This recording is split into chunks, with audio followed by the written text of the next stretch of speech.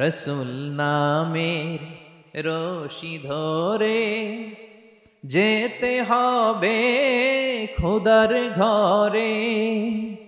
নদী তরঙ্গে যে পড়েছে ভাই, দরিয়াতে সে আপনি মেশে। আসসালামু আলাইকুম ওয়া রাহমাতুল্লাহি তাআলা ওয়া বারাকাতুহু।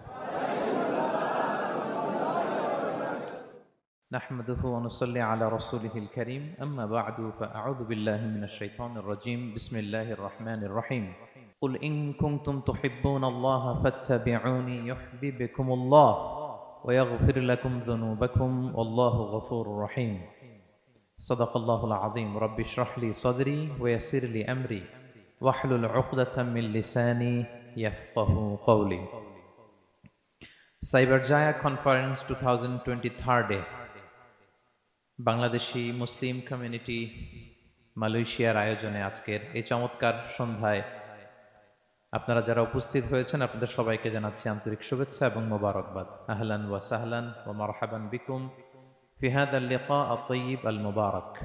শুরুতে আমরা আল্লাহ রাব্বুল ইজ্জা ওয়াল জালালের দরবারে শুকরিয়া জ্ঞাপন করতে চাই যে আল্লাহ রাব্বুল ইজ্জা ওয়াল জালাল আমাদেরকে এরকম চমৎকার একটি পরিবেশে বৃষ্টি বাদলকে উপেক্ষা করে আপনারা অন টাইমে আজকের এই প্রোগ্রামকে সৌন্দর্যমণ্ডিত করার জন্য সময় মতো চলে এসেছেন।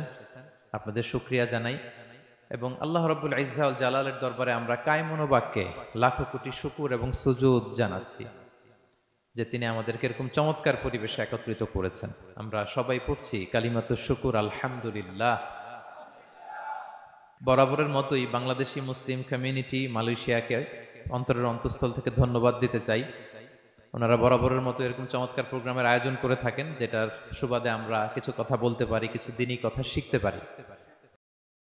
পাশাপাশি মিডিয়া কর্মী যারা এসেছেন, আমাদের প্রিয় সাংবাদিক ভাইরা যারা এসেছেন, নাশিদ পারফর্মার যারা এসেছেন এবং একপাশে আমি আমার বোনদের দেখতে পাচ্ছি, সবাইকে অন্তরের অন্তঃস্থল থেকে শুভেচ্ছা এবং হৃদয় নিংড়ানো ভালোবাসা জানিয়ে আমরা শুরু করছি। আমরা একটা থিমেটিক লেকচার উপস্থাপনের চেষ্টা করব, একটা নির্ধারিত বিষয়ের উপর কিছু আলোকপাত করব। বিষয়টা কি? বিষয়টা হচ্ছে আল্লাহ তাআলা যাদেরকে ভালোবাসেন তাদের নাম, তাদের গুণাবলী, তাদের ক্যারেক্টারিস্টিক্স, অ্যাট্রিবিউটস আল্লাহ তাআলা কালামুল্লাহ মাজিদে উল্লেখ করেছেন যে তিনি কাদেরকে ভালোবাসেন। তার আগে আপনারা একটু উত্তর করে আমাকে বলেন তো যে আমরা আল্লাহর ভালোবাসা পেতে চাই কি চাই না? সবাই চাই না?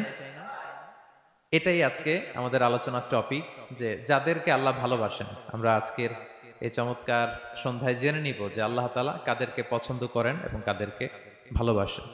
এবং প্রিয় ভাই এবং বোনেরা, আল্লাহ তাআলার ভালোবাসা অর্জন এটা মানব জীবনের সবচাইতে বড় সৌভাগ্যের বিষয়।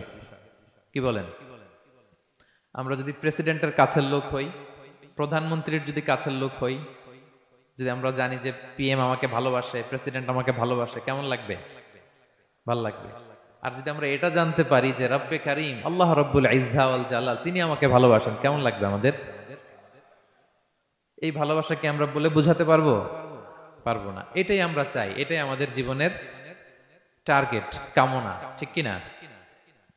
তো একজন প্রকৃত মুমিন সেই যে আল্লাহর সান্নিধ্য পেতে চায়, আল্লাহ তাআলার ভালোবাসা সে পেতে চায়। এবং মজার ব্যাপার হচ্ছে আল্লাহ তাআলা সুস্পষ্ট স্টেটমেন্টের মাধ্যমে কালামুল্লাহ মাজিদে তিনি জানিয়ে দিয়েছেন তিনি কাদেরকে কাদেরকে ভালোবাসেন। আজকের এই আলোচনায় আমরা সেটাই জানার চেষ্টা করব যে বিশেষ কিছু গুণে গুণান্বিত ব্যক্তি আছে যারা এই সৌভাগ্যের অধিকারী, যাদেরকে আল্লাহ তাআলা ভালোবাসেন বলে তিনি কোরআনে জানিয়েছেন। আমরা যেন সে সমস্ত গুণগুলো আমাদের নিজেদের মধ্যে ধারণ করতে পারি। আল্লাহ তাআলা আমাদের তৌফিক দান করুন। আমরা সবাই আওয়াজ করে পড়ে আমিন। প্রিয় ভাই এবং বোনেরা, শুরুতেই একটা ইন্ট্রোডাক্টরি কথা বলে রাখি, ভূমিকা কথা মূল আলোচনায় যাওয়ার আগে। সেটা হচ্ছে আমাদের প্রত্যেকের মনে রাখতে হবে যে আল্লাহ তাআলা ভালোবাসা পাওয়ার প্রধান শর্ত হচ্ছে রাসূল সাল্লাল্লাহু আলাইহি ওয়াসাল্লামকে ভালোবাসা, তার অনুসরণ করা। This is the first and foremost reminder tonight. আজকের প্রথম রিমাইন্ডার এটা যে আমরা যে আল্লাহর ভালোবাসা পেতে চাই, এটার প্রধানতম শর্ত হচ্ছে আল্লাহ রাসূল সাল্লাল্লাহু আলাইহি ওয়াসাল্লামের অনুসরণ করতে হবে। ওনার অনুসরণ বাদ দিয়ে আল্লাহর ভালোবাসা কোশ্চিনকালেও পাওয়া যাবে না। যে আয়াত দিয়ে সূরা আলে ইমরানের 31 নম্বর আয়াত দিয়ে আমি আমার আলোচনা শুরু করেছিলাম, এই আয়াতে আল্লাহ তাআলা খুব স্পষ্ট করে বলছেন, কুল ইন কুনতুম তুহিব্বুনাল্লাহা ফাত্তাবিউনি ইউহিব্বুকুমুল্লাহ। হে নবী, আপনি বলে দিন যে ওহে আমার উম্মতেরা, যদি তোমরা আল্লাহকে ভালোবাসতে চাও তাহলে ফাত্তাবিউনি, আমি নবীর অনুসরণ করো, তাহলে ইউহিব্বুকুমুল্লাহ, আল্লাহ তাআলা স্বয়ং তোমাদেরকে ভালোবাসতে শুরু করে দিবেন। বিশ্বনবীর ভালোবাসা ছাড়া, বিশ্বনবীকে অনুসরণ করা ছাড়া আল্লাহর ভালোবাসা কোশ্চিনকালেও পাওয়া যাবে। কাজী নজরুল ইসলাম খুব চমৎকার করে ওনার কবিতায় লিখেছেন, আল্লাহকে যে পাইতে চায় হাজরাতের অনুসরণে, আরশ কুরসি লৌহ কালাম না চাইতে পেয়েছে সে।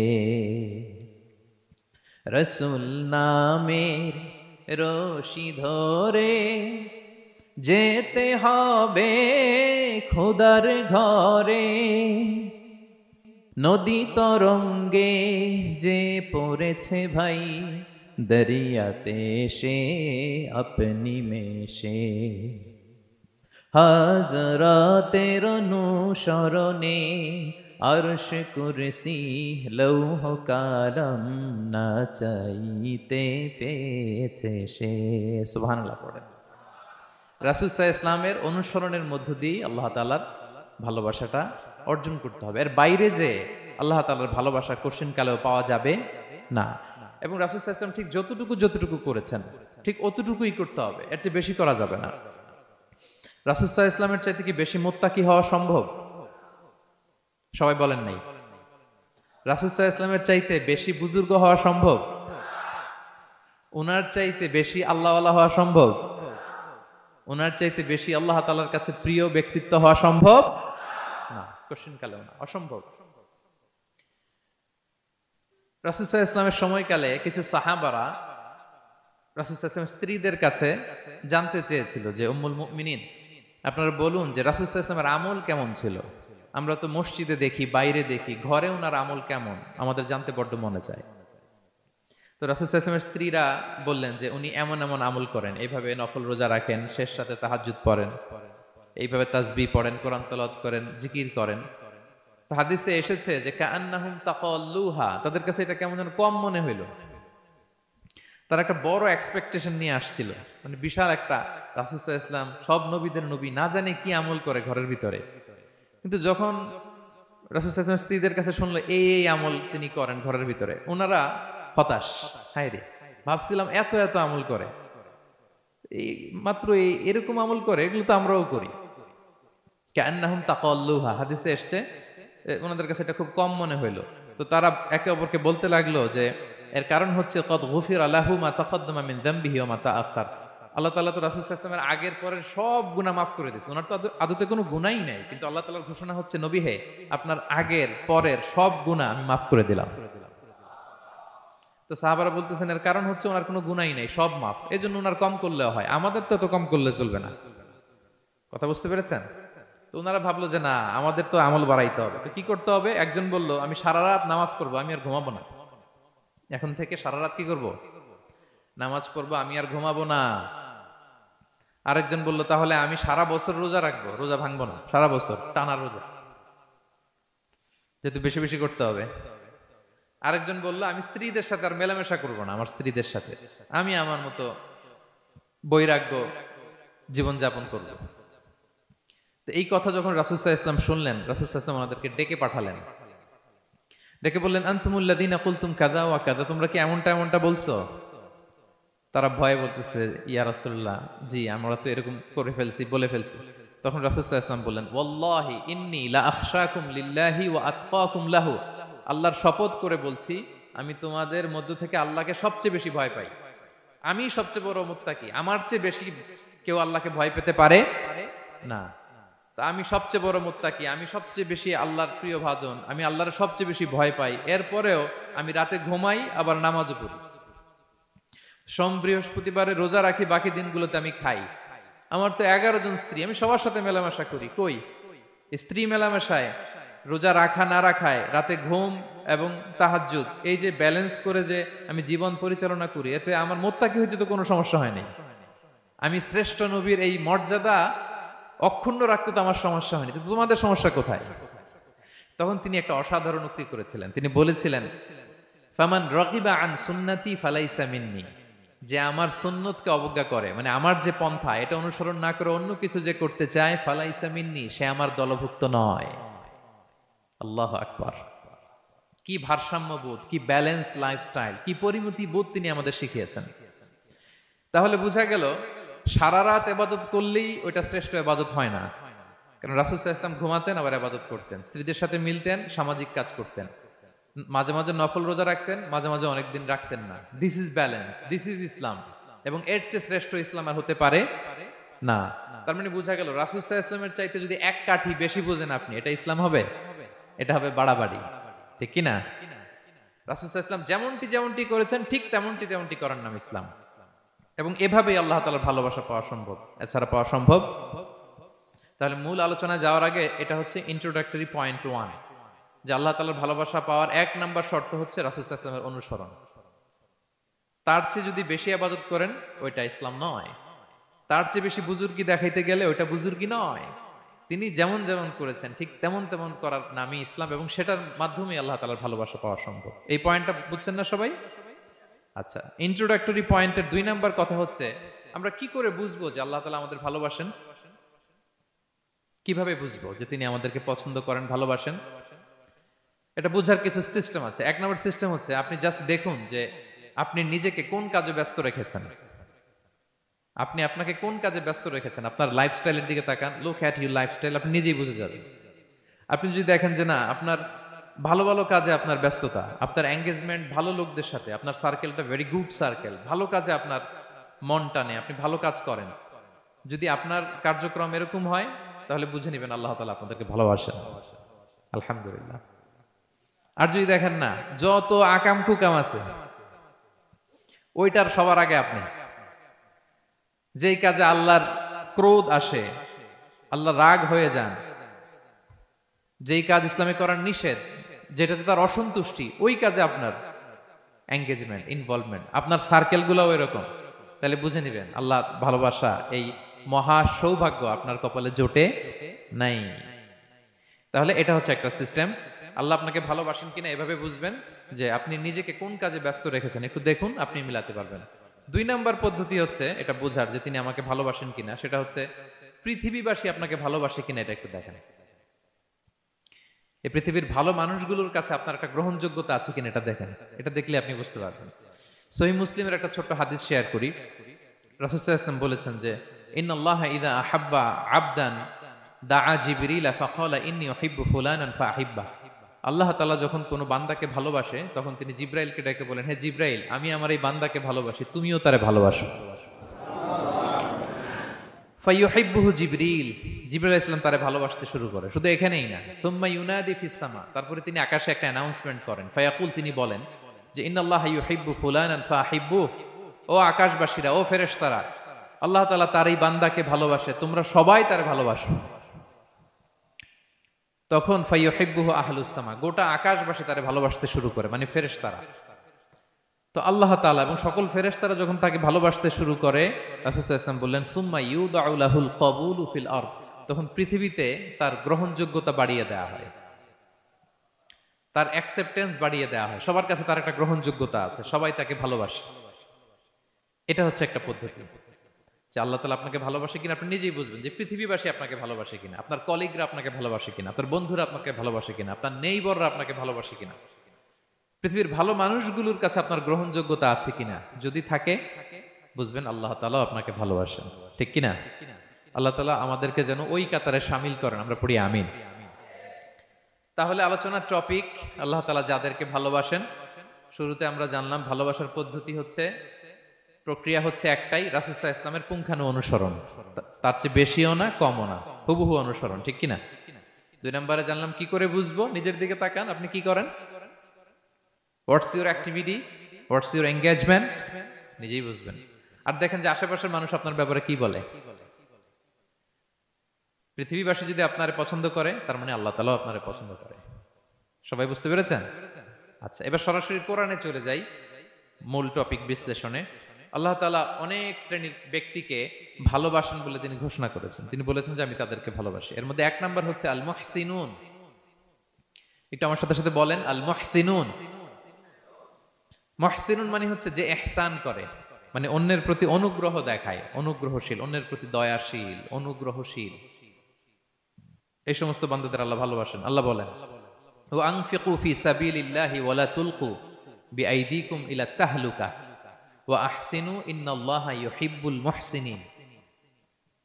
তিনি বলেন যে তোমরা আল্লাহর রাস্তায় দান করো আর নিজেরা নিজেদেরকে ধ্বংসের মুখে ঠেলে দিও না, আর তোমরা ইহসান করো অন্যের প্রতি, কারণ ইন্নাল্লাহা ইউহিব্বুল মুহসিনিন, আল্লাহ তাআলা মুহসিনিনদের ভালোবাসেন। মানে যারা অন্যের প্রতি অনুগ্রহ দেখায়, অন্যের প্রতি দয়া পরবশ, তাদেরকে আল্লাহ ভালোবাসেন। সুবহানাল্লাহি ওয়া বিহামদিহি। তাহলে পেয়ে গেলাম, মিলায় নেন যে অন্যের প্রতি সফট কর্নার, অন্যের প্রতি দয়া, অনুকম্পা, হেল্পিং হ্যান্ড, হেল্প করার মানসিকতা, অন্যের দুঃখে কাদা, এই মাইন্ডসেট, এই মেন্টালিটি আমাদের আছে কিনা একটু মিলিয়ে নেন।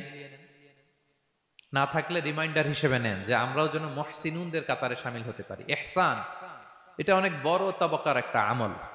ইবাদতেও ইহসান লাগবে, ইবাদতের বাইরে সামাজিক কর্মকাণ্ড, রাষ্ট্রীয় কর্মকাণ্ড, সব কাজে আল্লাহ তাআলা এই ইহসানকে আবশ্যক করেছেন। অনুগ্রহ, অন্যদের প্রতি অনুগ্রহশীল হওয়া। ইবাদতে ইহসানটা কেমন? সাইয়েদনা জিবরাইল আলাইহিস সালাম রাসূল সাল্লাল্লাহু আলাইহি ওয়াসাল্লামকে জিজ্ঞেস করেছিলেন যে ইয়া রাসূলুল্লাহ ফাআখবিরনি আনিল ইহসান, ইহসান আবার কি, আমাকে একটু বলেন।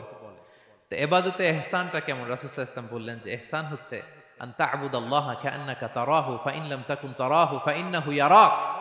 তুমি এমন ভাবে ইবাদত করবে, তুমি ভাববে যে তুমি আল্লাহকে দেখছো, তুমি আল্লাহকে দেখে দেখে ইবাদত করতেছো, এরকম ভাবো না একটু। আর এটা ভাবতে যদি কষ্ট হয়, অন্তত এতটুকু তো ভাবো যে আল্লাহ তোমায় দেখছেন। এতটুকু ভাবা যাবে না? আমরা যখন নামাজ পড়ি, আমাদের প্রত্যেকটা সালাতের মুহূর্তে আমাদের এটা ভাবতে হবে যে আল্লাহ তাআলা কিন্তু আমাকে দেখছেন। এই যে আমি ফিস ফিস করে সুবহানা রাব্বিয়াল আলা পড়ি, সুবহানা রাব্বিয়াল আযীম পড়ি, আমি তাসবিহ পড়ি, আমার রুকু সেজদা সবকিছু আমার আল্লাহ দেখছেন। এই সেন্স, এই অনুভূতি যদি আপনার মধ্যে থাকে, এটাই হচ্ছে ইবাদতের ইহসান। আর ইবাদত ছাড়া আমাদের দৈনন্দিন কাজ, পারিবারিক কাজ, সামাজিক কাজ, এই সমস্ত কাজেও কিন্তু আল্লাহ তাআলা ইহসানকে আবশ্যক করেছেন। প্রিয় ভাই এবং বোনেরা, অন্যের প্রতি অনুগ্রহ করাটাকে তিনি কি করেছেন? আবশ্যক করেছেন। একটা ছোট্ট হাদিস শুনি। হাদিসে রাসূল সাল্লাল্লাহু আলাইহি ওয়াসাল্লাম ইরশাদ করছেন যে ইন্নাল্লাহা তাবারাকা ওয়া তাআলা কাতাবাল ইহসানা আলা কুল্লি শাই। আল্লাহ তাআলা সব কিছুর উপর ইহসানকে আবশ্যক করেছেন, সব কিছুর উপর। মুমিনের সব কাজে ইহসান থাকতে হবে, অন্যের প্রতি অনুগ্রহের পরশ থাকতে হবে। এবার মজার একটা পার্ট আসছে হাদিসে, খেয়াল করে শুনি। রাসূল সাল্লাল্লাহু আলাইহি ওয়াসাল্লাম বলেন ফাইদা কাতালতুম ফাআহসিনুল কিতলা। আল্লাহ তাআলা সব জায়গায় ইহসানকে আবশ্যক করেছেন। এমন কি ফাইদা কাতালতুম, যখন তোমরা কতল করবে কাউকে, ফাআহসিনুল কিতলা, ইহসানের সাথে কতল করো। সুবহানাল্লাহ বললেন না? প্রসঙ্গটা কি? হত্যার প্রসঙ্গটা। রাষ্ট্রীয় কাজে হয়তো ডেথ পেনাল্টি, তার মৃত্যুদণ্ড দিতে হবে। রাসূল সাল্লাল্লাহু আলাইহি ওয়াসাল্লাম বলেন ফাইদা কাতালতুম ফাআহসিনুল কিতলা, মৃত্যুদণ্ড দিবা কিন্তু ইহসানের সাথে দিও। আপনি চাইলেই তার কান কেটে ফেলতে পারবেন না, তাকে শ্বাসরুদ্ধ করতে পারবেন না, পেট্রোল দিয়ে তার দেহ জ্বালিয়ে দিতে পারবেন না, চাইলেই এই দেহটারে আপনি নষ্ট করতে পারবেন না। রাষ্ট্রীয় কাজে বিচারে সাব্যস্ত হয়েছে তার এখন ডেথ পেনাল্টি, মৃত্যুদণ্ড কার্যকর করবেন, ঠিক আছে, কিন্তু সেখানে ইহসানের সাথে। ফাইদা কাতালতুম ফাআহসিনুল কিতলা, মৃত্যুদণ্ড কার্যকর করার সময় ইহসানের সাথে করো। ওয়া ইদা যাবাহতুম ফাআহসিনুয যাবাহা, জবাই করার সময়ও ইহসান করো। সুবহানাল্লাহ। করতেছি জবাই, করতেছি কি? কিন্তু মেরে ফেলতেছি প্রাণীটাকে খাওয়ার জন্য। স্লটারিং, লিটারালি আমি ছুরি চালাচ্ছি ওর গলায়, ফিনকি দিয়ে রক্ত বেরোবে এখনই, মেরে ফেলতেছি। কিন্তু যা মনে চায় আপনি কোপাতে পারবেন কুরবানির পশুকে? কষ্ট দিতে পারবেন না। আমরা এই ভুলটা করি। রাসূল সাল্লাল্লাহু আলাইহি ওয়াসাল্লাম দেখেন আরো স্পেসিফিক করে বলছেন যে ওয়ালিউহিদ্দা আহাদুকুম শাফরাতাহু ওয়ালিউরিহ যাবিহাতাহু, তোমরা জবাইয়ের সময় তোমাদের ছুরিটাকে ধার করে নিও যাতে করে প্রাণীটা কম কষ্ট পায়। সুবহানাল্লাহ। আমরা অনেক সময় ভুল করে ফেলি। আমরা গরু শোয়ানোর পরে এই রশি কোথায়, এই ছুরি কোথায়, এই কষাই কোথায়, এই যে 7 জনের নামে জবাই হবে এদের নাম কোথায়? গরুটাকে আমরা কষ্ট দিচ্ছি। রাসূল সাল্লাল্লাহু আলাইহি ওয়াসাল্লাম বলে না, মুমিনের প্রতিটি কাজে ইহসানের পরশ থাকে। তারা প্রাণী জবাই করবে ঠিকই খাওয়ার জন্য, কিন্তু এখানেও ইহসান করতে হবে, ঠিক কিনা? তারা মৃত্যুদণ্ড কার্যকর করবে, ডেথ পেনাল্টি রাষ্ট্রীয় আইনে, কিন্তু যেমন মনে চায় তেমন করা যাবে না, ওইখানেও ইহসান রাখার দরকার আছে না নাই? প্রিয় ভাইয়েরা, এই ইহসানকে যারা মেনটেন করে জীবনের সব কাজে, আল্লাহ তাদেরকে বড্ড ভালোবাসে, বড্ড পছন্দ করে। তো আমরা যেন সবাই সবার প্রতি ইহসান করি। স্বামী স্ত্রীর প্রতি ইহসান করুন, স্ত্রী স্বামীর প্রতি ইহসান করুন, বাবা সন্তানের প্রতি, সন্তান বাবার প্রতি, পরিবারের সকল সদস্যদের প্রতি ইহসান করুন, কর্মচারীদের প্রতি ইহসান করুন, সহকর্মীদের প্রতি ইহসান করুন। মুমিন জীবনের প্রতিটি কাজে ইহসানের পরশ থাকবে, কারণ ইন্নাল্লাহা ইউহিব্বুল মুহসিনিন। আল্লাহ তাআলা মুহসিনদের, যারা অন্যদের প্রতি অনুগ্রহ দেখায়, তাদেরকে বড্ড ভালোবাসেন। এই পয়েন্টটা কি বুঝতে পেরেছেন সবাই? ক্লিয়ার? 2 নম্বরে চলে যায়, আর কাদেরকে আল্লাহ ভালোবাসেন? 2 নম্বরে হচ্ছে আত-তাওয়াবুন, যারা ভুল করেই তওবা করে সাথে সাথে, আল্লাহ তাদেরকে বড্ড ভালোবাসেন। সুবহানাল্লাহ। আল্লাহ তাআলা বলছেন ইন্নাল্লাহা ইউহিব্বুত তাওয়াবিন ওয়া ইউহিব্বুল মুতাতাহহিরিন। আল্লাহ তওবাকারীদেরকে যেমনি ভালোবাসেন, পবিত্রতা অর্জনকারীদেরও ভালোবাসেন। ওটা আমি পরে আসতেছি, এখন তওবাতেই থাকি। তাহলে 2 নম্বরে হচ্ছে ইন্নাল্লাহা ইউহিব্বুত তাওয়াবিন। 2 নম্বরে হচ্ছে কাদেরকে ভালোবাসেন? তওবাকারীদেরকে তিনি বড্ড ভালোবাসেন। দেখেন রাসূল সাল্লাল্লাহু আলাইহি ওয়াসাল্লাম কি বলে, তিনি বলেন ওয়াল্লাহি ইন্নী লা আস্তাগফিরুল্লাহ ওয়া আতুবু ইলাইহি ফিল ইয়াউমি আকসারা মিন 70 মাররা। আল্লাহর শপথ, আমি বিশ্বনবী প্রতিদিন 70 বারেরও বেশি তওবা পড়ি। যার আগেও কোনো গুনাহ নাই, পরেও কোনো গুনাহ, উনি তওবা করে কয়বার? 70 বার। আমাদের তো কোনো গুনাহ টুনা নাই, তাই না? হ্যাঁ, আমাদেরও গুনাহ আছে নাকি? বস্তা ভরা। তো বিশ্বনবী যদি 70 বার তওবা করেন ডেইলি বেসিস, আমাদের করা দরকার কয়বার? যার যার কাছে ছেড়ে দিলাম, বলেন। হ্যাঁ, 70,000 বার করা দরকার, ঠিক কিনা? প্রিয় ভাইরা, তাওবা কি? তাওবা মানে ফিরে আসা আল্লাহর কাছে। ভুল করেছি, অনুতপ্ত হয়ে আল্লাহর কাছে ফিরে আসবো, এটার নাম তাওবা। To return back to your Lord, আল্লাহর কাছে ফিরে আসবেন। এই ফিরে আসাটাকে আল্লাহ খুব পছন্দ করেন। এখানেই শয়তান আর আমাদের মধ্যে পার্থক্য। শয়তান ভুল করে করছি তো করছে, ওইটার মধ্যেই সে অটল অবিচল, ক্ষমা আর চাইনি। কিন্তু আমরা সকালে ভুল করে দুপুরে মাফ চাই, দুপুরে করে রাতে মাফ চাই, আজকে ভুল করে কালকে মাফ চাই, ঠিক কিনা? এই মাফ চাওয়াটাকে, ফিরে আসাটাকে, তার গুনাহগার বান্দা অনুতপ্ত হয়ে, রিয়েলাইজেশন হয়ে, বুঝতে পেরে ফিরে আসাটাকে তিনি বড্ড পছন্দ করেন, বড্ড পছন্দ করেন। এজন্য ভুল আমাদের হবে প্রিয় ভাইরা। আল ইনসান মিনান নিসিয়ান, আমাদের নামটাই এসেছে ভুল থেকে। আমরা ভুলে যাই, ভুল হয়ে যায় আমাদের, কিন্তু ক্ষমার রাস্তা, তওবার রাস্তা খোলা আছে না নাই? এটা হচ্ছে আমাদের জন্য আশা, হোপ। আমরা হোপফুল, সবসময় আশাবাদী। যত ভুল হোক, যত ভুল আপনি করেন, এটা খেয়াল রাখবেন, ভুল আপনি যতই করেন না কেন, তার রহমতের দরিয়া তার চাইতেও বড়, তার ক্ষমার মহাসাগর তার চাইতেও বিস্তৃত, যত ভুল আপনি করেন না কেন। এজন্য আল্লাহ তাআলা বলেন ইয়া আইয়ুহাল্লাযীনা আমানু তুবু ইলাল্লাহি তাওবাতান নাসুহা। ওহে বিশ্বাসীরা, একনিষ্ঠভাবে তওবা করো, ফিরে আসো আমার দিকে। ফাফিররু ইলাল্লাহ 24/7। পৃথিবীর কোনো দরজা 24 ঘন্টা খোলা থাকে না। রাত 3টার দিকে যদি আপনি উঠে জায়নামাজটা বিছিয়ে যে ভুলটা করছেন ওটা স্মরণ করে চোখের পানি ছেড়ে মাফ চান, ক্ষমা করবে না তিনি? হ্যাঁ, ক্ষমা দেওয়ার জন্য তিনি বসে আছেন। এজন্য ভুল হইলে আমরা পড়বো আস্তাগফিরুল্লাহ। কি পড়বো? পড়েন আস্তাগফিরুল্লাহ রাব্বি মিন কুল্লি যামবি ওয়া আতুবু ইলাইহি। পড়েন আস্তাগফিরুল্লাহাল্লাযী লা ইলাহা ইল্লা হুয়াল হাইয়ুল কাইয়্যুম ওয়া আতুবু ইলাইহি। এটা পড়ে আল্লাহর কাছে ফিরে আসবেন, অনুতপ্ত হবেন। আল্লাহ ভুল করে ফেলেছে, আল্লাহ তুমি ক্ষমা করো, আল্লাহ তুমি ক্ষমা করো, আল্লাহ আমরা ভুল করে ফেলেছি। ভুল সবাই করে, কে না করে? হ্যাঁ, কুল্লু ইবনে আদম খাত্তা। বিষ্ণু বলেন তোমরা সবাই ভুলকারী, কিন্তু ওয়া খায়রুল খাত্তাইনা আত-তাওয়াবুন। এই ভুলকারীদের মধ্যে শ্রেষ্ঠ যে ভুল করেই তওবা করে। তওবা করতে রাজি আছেন তো? সবাই রাজি আছেন? আমার প্রিয় ভাইয়েরা, এই তওবার দৃশ্যটা দেখতে আল্লাহ বড্ড পছন্দ করে। বান্দা যখন ভুল বুঝতে পারে, মাথাটা নিচু করে চোখের পানি ছেড়ে বান্দা যখন কাঁদতে শুরু করে, এই দৃশ্যটা দেখলে আল্লাহ সহ্য করতে পারে না। আল্লাহর রহমতের দরিয়ায় জোশ খেলে যায়, বান্দা যা চায় আল্লাহ তাই দিয়ে দেয়। তখন চোখের পানির এত বড় পাওয়ার। এজন্য আমরা ভুল করে যেন অটল না থাকি, আল্লাহর কাছে যেন ক্ষমা চাই, আমরা যেন ফিরে আসি তার দরবারে। তার দরবার সবসময় খোলা। এবং তিনি এই তওবার বা ফিরে আসার দৃশ্যটা দেখতে কত পছন্দ করেন শোনেন। রাসূল সাল্লাল্লাহু আলাইহি ওয়াসাল্লাম বলেন, ওয়াল্লাযী নাফসি বিয়াদিহি, তার শপথ যার হাতে আমার আত্মা, লাউলাম তুযনিবু, তোমরা যদি ভুল না করতে, লা যাহাবাল্লাহু বিকুম, আল্লাহ তোমাদেরকে ধ্বংস করে দিতেন, ওয়ালা জাআ বিকওমিন, আল্লাহ এমন এক জাতি তৈরি করতেন, ইউযনিবুন, ওরা খালি ভুল করত, ফায়াস্তাগফিরুন, আর ক্ষমা চাইতো, ফায়াগফিরুল্লাহু লাহুম, আর আল্লাহ তাদের ক্ষমা করতেন। তোমরা যদি ভুল না করতে, এই বনি আদম, তোমরা যদি ভুল না করতে, তোমাদেরকে আল্লাহ তাআলা ধ্বংস করে এমন একটা গোষ্ঠী বানাইতেন যারা খালি ভুল করতো আর মাফ চাইতো, ভুল করতো আর মাফ চাইতো, আর আল্লাহ মাফ করে দিত। সুবহানাল্লাহ পড়লেন না? গাফিরিয যামবি ওয়া কাবিলিত তাওব, তিনি পাপ মোচন করার জন্যই তো তিনি আমার রব, তওবা কবুল করার জন্যই তো তিনি আল্লাহ সুবহানাহু ওয়া তাআলা, তিনি রব্বে কারীম, তার দয়ার কোনো শেষ নাই, তার মায়ার কোনো শেষ নাই। আমরা যখন তওবা করি, অনুতপ্ত হই, চোখের পানি ছেড়ে যখন কাঁদি, আল্লাহ যে কত খুশি হয় এটার একটা উপমা হাদিসে এসেছে, সহিহ মুসলিমের হাদিস। রাসূল সাল্লাল্লাহু আলাইহি ওয়াসাল্লাম বলেন, লাল্লাহু আশাদ্দু ফারাহান বিতাওবাতি আবদিহি হিনা ইয়াতুবু ইলাইহি, কেউ যখন তওবা করে আল্লাহ কত খুশি হয় জানো?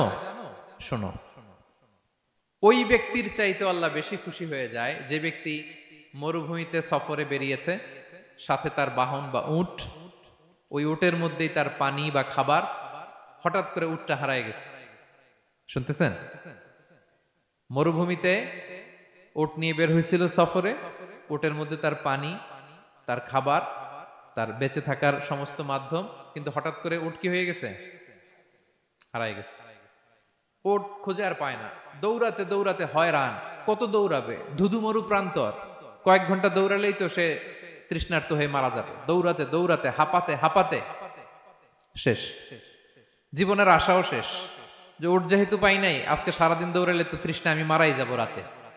তো জীবনের আশা ভরসা শেষ করে হাঁটতে হাঁটতে হাঁপাতে হাঁপাতে হঠাৎ একটা গাছের সন্ধান পেল। ওই গাছের নিচে যে এত ক্লান্ত, তৃষ্ণার্ত, হাঁপাতে হাঁপাতে ঘুমায় গেছে, হতাশ, আমার বাঁচার আর কোনো মাধ্যম নাই, আমার উট হারায় গেছে, ওইখানেই পানি, ওইখানেই খাবার। ক্লান্ত শ্রান্ত হয়ে তৃষ্ণার চোটে ঘুম চলে আসছে, হঠাৎ ঘুম থেকে জেগে ওঠে, উটটা পাশেই দাঁড়ায় আছে। যে ওটের উপরে তার পানি এবং খাবার ছিল, পুরা মরুভূমিতে দৌড়াইতে দৌড়াইতে আবার সন্ধ্যাবেলায় এসে মালিকের সামনে দাঁড়ায় আছে। সে ঘুম থেকে উঠি তাড়াতাড়ি করে রশি ধরে ফেলছে উটের। পুরোটা হাদিসের অনুবাদ শোনাচ্ছি। তো উটের রশি ধরে বেচারা এত খুশি, এত খুশি, এত খুশি, যে খুশির চোটে ও বলতে আরম্ভ করছে, আল্লাহুম্মা আনতা আবদি ওয়া আনা রাব্বুক, আল্লাহ তুমি আমার গোলাম, আমি তোমার রব, তুমি দয়া করে এই ওটটা ফিরাই দিছো, আজকে তুমি ওটটা ফিরাই না দিলে আমি তো মরে যেতাম, আল্লাহ প্রশংসা তোমার। খুশির চোটে।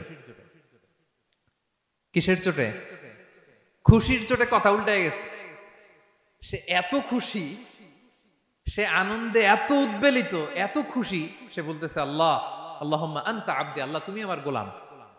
খুশিতে আল্লাহুম্মা আনতা আবদি, আল্লাহ তুমি আমার গোলাম, ওয়া আনা রাব্বুক, আমি তোমার রব, তোমার দরবারে লাখো কোটি শুকরিয়া, আল্লাহ কেঁদে কেঁদে বলতেছে। তা আল্লাহ বলে, ওইরকম একটা পরিস্থিতিতে যে তার জীবনের আশা ছেড়েই দিয়েছিল, হঠাৎ করে ওট ফিরে পাওয়ার পরে খুশির চোটে সে যখন আমি আল্লাহরে ওর গোলাম বানায় আর ওরে আমার রব বানায়, ওই লোকটা ওই মুহূর্তে ঠিক যত খুশি, আমার কোনো বান্দা তওবা করে যখন আমার কাছে ফিরে আসে, আমি আল্লাহ ওই বান্দার উপর তার চাইতে বেশি খুশি হয়ে যায়। লাল্লাহু আশাদ্দু ফারাহান। ওই ব্যক্তি কত খুশি হইলে আল্লাহর গোলাম বানায়, কত খুশি হইলে সে সেন্স হারায় ফেলে যে আল্লাহ তুমি আমার গোলাম, আমি তোমার রব। কখন বলে? খুশিতে সে মাতোয়ারা। আল্লাহ বলে, ওই মাতোয়ারা ব্যক্তি ওই মুহূর্তে যত খুশি, আমার কোনো বান্দা ভুল করে বোঝার পরে যখন চোখের পানি ছেড়ে আমার কাছে তওবা করে, আমি আল্লাহ তার চাইতে বেশি খুশি হয়ে যায়। তওবা করবেন তো? করবেন, করবেন।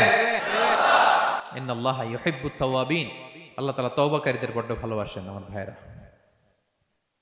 ভুল হলেই যেন আমরা তওবা করি। কয়টা জানলেন? প্রথমটা কি ছিল? কি করে?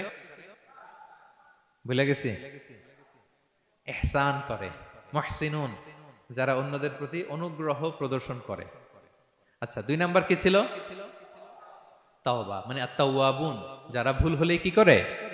তাওবা করে। 3 নাম্বার হচ্ছে আল মুতাতাহিরুন, যারা পবিত্রতা অর্জন করে, সবসময় পাক পবিত্র থাকে, নিট এন্ড ক্লিন থাকে।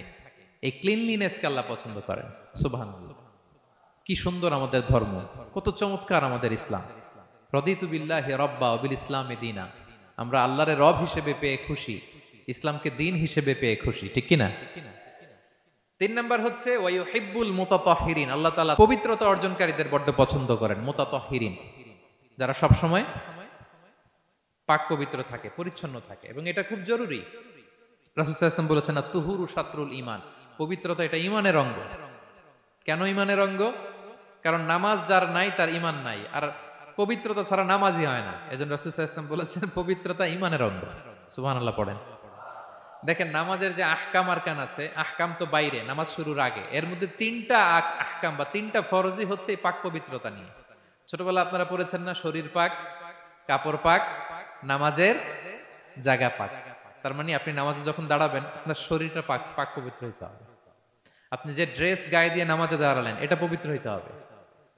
যেই জায়গাটাতে আপনি নামাজের জন্য দাঁড়ালেন ওই জায়গাটা পবিত্র হতে হবে। এই 3টা জায়গা পবিত্র কিনা আপনাকে এনশিওর করে আল্লাহু আকবার, তার আগে আল্লাহু আকবার বললে হবে? হবে না। এজন্য ইসলাম হাতে ধরিয়ে ধরিয়ে আমাদেরকে পবিত্র হওয়ার পদ্ধতি শিক্ষা দিয়েছেন। রাসূল সাল্লাল্লাহু আলাইহি ওয়াসাল্লাম যখন এগুলো শিখাতেন মুশরিকরা হাসতো, হায় রে কেমন নবী তোমাদের, কিভাবে টয়লেটে যাইতে হয় এটাও শিখায়। সাহাবারা বলতেন হ্যাঁ, আমাদের নবী ধরে ধরে আমাদের শিখায় যে টয়লেটে ঢুকতে বাম পা, বেরোতে ডান পা, ঢোকার আগে দোয়া, ওয়ালা তাস্তাকবিলুল কিবলা, কিবলামুখী হওয়া যাবে না, ঢিলা ইউজ করলে 3টা ইউজ করো, বেজর করো, প্রতিটা জিনিস কি করে ওযু করতে হয়, কি করে তায়াম্মুম করতে হয়, কি করে ফরজ গোসল করতে হয়, আমার নবী ধরে ধরে আমাদের শিখিয়েছেন, ঠিক কি না? ধরে ধরে শিখিয়েছেন। কিভাবে ওযু করবেন রাসূল সাল্লাল্লাহু আলাইহি ওয়াসাল্লাম গামলা নিয়ে তিনি দেখিয়েছেন। কিভাবে তায়াম্মুম করবেন মাটিতে বাড়ি দিয়ে তায়াম্মুম করে দেখিয়েছেন। কেমন করে মেসওয়াক করবেন দেখিয়েছেন। কিভাবে আতর ইউজ করবেন দেখিয়েছেন। ক্লিনলিনেসের যত দিক হতে পারে সব বিশ্বনবী আমাদের শিখিয়েছেন। এমনকি কালামুল্লাহ মাজিদে আল্লাহ তাআলা আমাদেরকে সুস্পষ্ট জানিয়েছেন, ইয়া আইয়ুহাল্লাযীনা আমানু ইযা কুমতুম ইলা সলাতি ফাগসিলু উজুহাকুম, যখন নামাজে দাঁড়াবা আগে ওযু করো। ফাগসিলু উজুহাকুম, যারা আরবি বোঝেন আগে মুখ ধুয়ে নাও। ওয়া আইদিয়াকুম ইলাল মারাফিক, তারপরে 2 হাত কোণই পর্যন্ত ধুয়ে নাও। ওয়ামসাহু বিরুউসিকুম, তারপর মাথা মাসে করে নাও। ওয়া আরজুলাকুম ইলাল কাবাইন, এরপরে টাকনু পর্যন্ত 2 পা ধুয়ে নাও। ওযু হয়ে গেল না? হয়েছে না? এভাবে ধরে ধরে আমাদেরকে শেখানো হয়েছে। যদি গোসল ফরজ হয়, ওয়া ইন কুনতুম জুনুবান ফাত্তাহহারু, গোসল ফরজ হলে গোসল করে নাও। এখন ওযু গোসলের জন্য পানি নাই, তো ওযু আর গোসলের জন্য যদি পানি না থাকে, ফালাম তাজিদু মাআন ফাতায়াম্মামু সাঈদান তাইয়্যিবা, পবিত্র মাটি দিয়ে তায়াম্মুম করো। দেখেন ওযুও শিখাইলো কোরআন, তায়াম্মুমও শিখাইলো কোরআন। পাক পবিত্র হওয়ার ক্লিনলিনেসের যত আয়োজন আছে সব আল্লাহর কোরআনে আছে না নাই? সব আল্লাহ তাআলা আমাদেরকে জানিয়ে দিয়েছেন। এবং আম্মা জান আয়েশা রাদিয়াল্লাহু তাআলা আনহা আল্লাহ রাসূল সাল্লাল্লাহু আলাইহি ওয়াসাল্লামকে জিজ্ঞেস করেছিলেন, ইয়া রাসূলুল্লাহ, কিয়ামতের দিন এত নবীর উম্মত, কোটি কোটি মানুষ, আপনি আপনার উম্মতকে চিনবেন কি করে? এত মানুষ থাকবে, আপনি কি করে চিনবেন? রাসূল সাল্লাল্লাহু আলাইহি ওয়াসাল্লাম বললেন, ইন্না উম্মতি ইয়াতুনা ইয়াউমাল কিয়ামাতি গুররাম মুহাজ্জালিনা মিন আসারিল wudu। তিনি বললেন ওযুর চিহ্ন দেখে আমি আমার উম্মত চিনব। আমার যে সমস্ত উম্মতেরা ওযু করে নামাজ পড়েছে, ওযুর পানি তাদের গায়ের যেই যেই জায়গায় লেগেছে এই জায়গাগুলো কিয়ামতের দিন রেডিয়াম বাতির মতো জল জল জল জল করে জ্বলতে থাকবে। আমি এটা দেখে চিনে ফেলবে আমার উম্মত, নামাজি, পাক্কা নামাজি। আল্লাহু আকবার। এবং অতিরিক্ত পবিত্রতা অর্জনের জন্য কিছু সাহাবীদেরকে আল্লাহ স্পেশালি কোরআনে অ্যাপ্রিশিয়েট করেছেন। তারা হচ্ছে মসজিদে কোবা পল্লীর আশেপাশে যে সাহাবারা, তারা অতিরিক্ত পবিত্রতা অর্জন করতেন। আল্লাহ তাআলা বলেন, ফিহি রিজালুন ইউহিব্বুনা আন ইয়াতাতাহহারু, এই মসজিদে কোবার আশেপাশে এমন কিছু মুসল্লি আছে যারা পছন্দ করে পবিত্রতা অর্জন করতে, বেশি পবিত্রতা অর্জন করতে তারা পছন্দ করে। আর ওয়াল্লাহু ইউহিব্বুল মুত্তাহিরিন, আল্লাহ তাআলা অতিরিক্ত পবিত্রতা অর্জনকারীকে ভালোবাসেন, পছন্দ করেন। সুবহানাল্লাহ পড়েন। তো তাদের প্রশংসা যখন আল্লাহ তাআলা কোরআনে করলেন, বিষ্ণু সাল্লাল্লাহু আলাইহি ওয়াসাল্লাম তাদেরকে ডাকলেন, বললেন, ও কোবাপল্লীর সাহাবীরা, ঘটনা কি? তোমাদের নাম বিশেষভাবে আল্লাহ তাআলা কোরআনে উল্লেখ করেছে যে ফিহি রিজালুন ইউহিব্বুনা আন ইয়াতাতাহহারু, কি তোমাদের এমন গুণ, তোমরা কিভাবে পবিত্রতা অর্জন করো? তারা বলতে আরম্ভ করলো যে নাতাওয়াদ্দাউ লিস-সালা, আমরা নামাজের সময় ওযু করি, ওয়া নাগতাসিলু মিনাল জানাবা, গোসল ফরজ হলে গোসল করি, ওয়া নাস্তানজি বিল মা, আর পানি দিয়ে ইস্তেনজা করি। সুবহানাল্লাহ। এই পানি দিয়ে ইস্তেনজা করাটা আল্লাহ পছন্দ করেছেন। ওনাদের সময় ওনারা পানি দিয়ে ইস্তেনজা করতো না, পাথর দিয়ে ঢিলা দিয়ে তারা ক্লিন হয়ে যেত। এর কারণ হচ্ছে তাদের খাদ্য প্রক্রিয়াটা এমন ছিল, ড্রাই ফ্রুট খেত তো, খেজুর, গোশত, রুটি, তো তাদের স্টুলটা ওইরকম হইতো। আরবের লোকদের অনেকের এই স্টুলটা এরকম হয়। যেমন আমাদের যখন কখনো কোষ্ঠকাঠিন্য হয় তখন দেখবেন যে আমাদেরও এরকম হয়। তো আমরা যখন স্টুল পাস করি তখন আমাদের এই পায়ুপথটা মূলত বেরিয়ে আসে, স্টুল পাস করে আবার পায়ুপথ আমাদের দেহের ভেতরে চলে যায়। ফলে যখন কারো কোষ্ঠকাঠিন্য হয় তখন দেখা যায় যে তারা টিস্যু ইউজ করা লাগে না। আমাদেরও কখনো কখনো এরকম হয় না? হয়। তো ওনাদের সারা বছর একই রুটিন, ওনাদের আসলে টিস্যু ইউজ করা লাগে না, ওনাদের স্টুলটাই এরকম। কিন্তু এরপরেও ওই সাহাবারা এক্সট্রা পানি ইউজ করতেন। আমরা যেমনি কল ঘোরালেই পানি, ওই সময় পানি এত অ্যাভেলেবল ছিল না, সপ্তাহে একদিন গোসল করার সুযোগ পেতেন। পানি মানে এটা গোল্ডের মতো দাম, ডায়মন্ডের মতো দাম পানি মরুভূমিতে।